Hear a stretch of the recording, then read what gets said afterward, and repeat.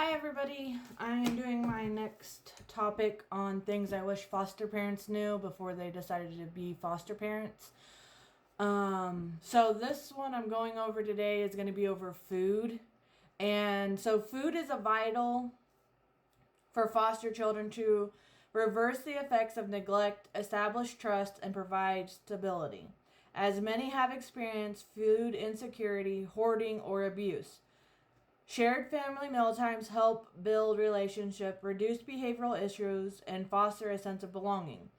So, statistically, it says up to 30% of the children experience hunger or food insecurity. And food insecurity is like one day you have food, 3 days you go without food, one day you have food, that kind of stuff.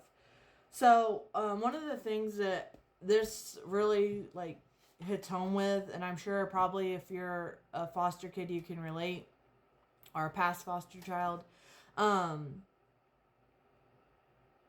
Whenever you're like a foster parent and you have a kid that's experiencing either food hoarding where you find food like hidden underneath their bed and their pillowcases, under mattresses, wherever. So if you find a kid that's hoarding food, this requires a trauma-informed patient response rather than a punishment, as it is a coping mechanism for past neglect. Or if you experience a child that won't eat, this also requires a trauma-informed approach which prioritizes the emotional safety over a rigid nutritional demands, avoid pressure or force feeding the child. It will establish a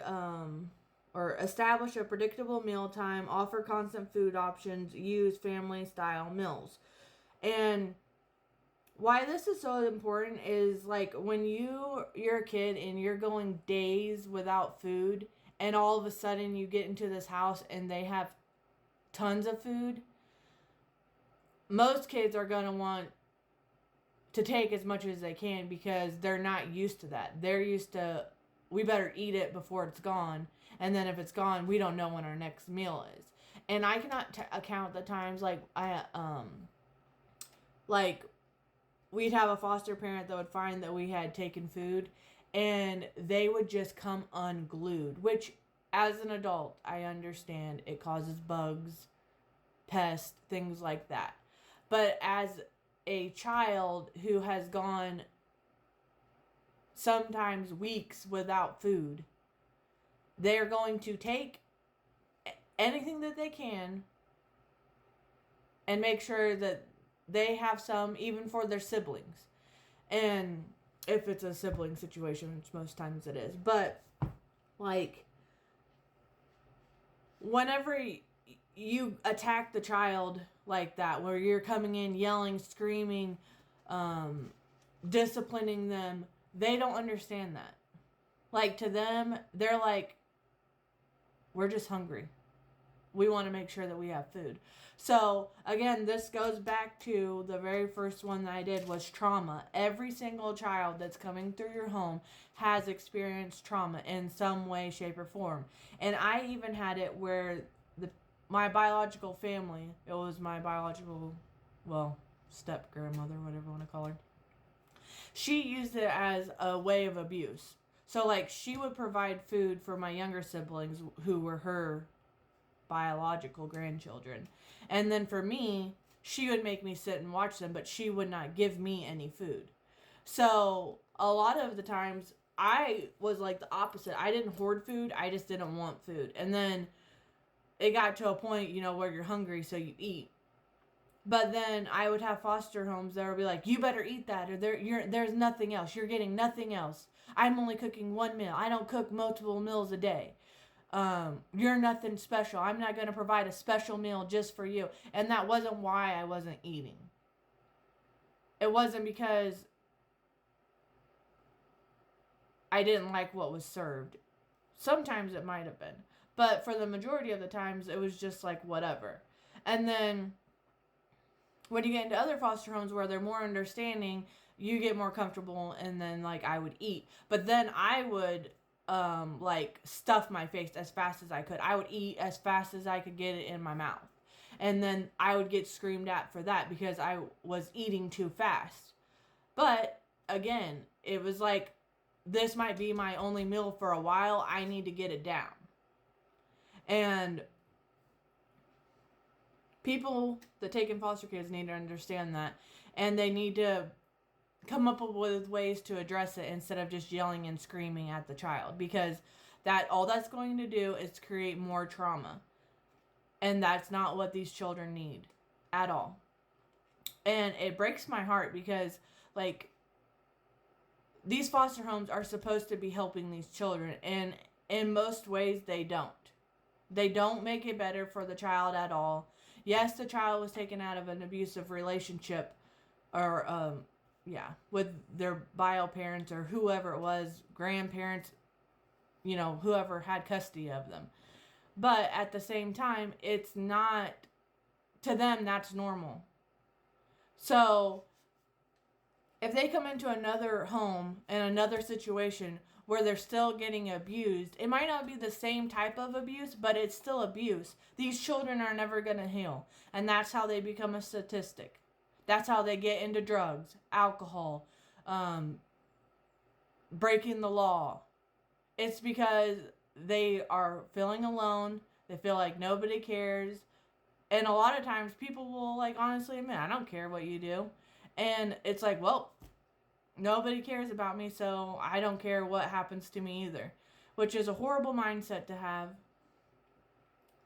And that's why it's so important that foster parents, you can do so much to help these children if you utilize and use tools to equip yourself to handle the situations that you will go through. You will be put through, and you need to be able to deal with them.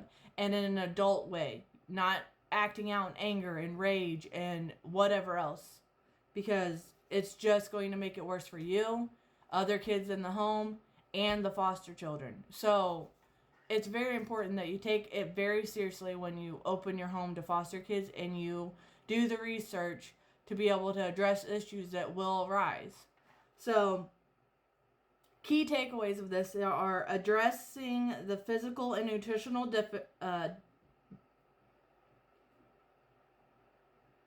deficiencies. Sorry, couldn't read my own handwriting. Build trust to have security. Build emotional connection and place of belonging for the child. Model healthy behaviors. And it's also very therapeutic too. Let the kids cook with you. Let them see, like, what's going on. I know this is stressful for some people to have little hands in the kitchen, but at the end of the day, even if you're a parent of biological children, you are not raising children. You are raising adults. So giving them the tools that they need to be able to become functioning adults in society,